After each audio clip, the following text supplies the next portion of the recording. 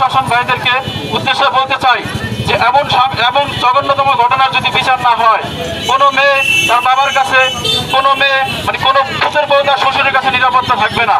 তাই আমি প্রশাসনের কাছে দাবি করছি যে তাকে এমন শাস্তি দেওয়া হোক, এই এক শাস্তি দেখে যেন সারা বাংলাদেশের প্রতি শ্বশুরের প্রতি বাবার যেন শিক্ষা হয়ে যায়, কোনো শ্বশুর জানি এই ধরনের পশুর মতো কাজ করতে সাহস না পায়।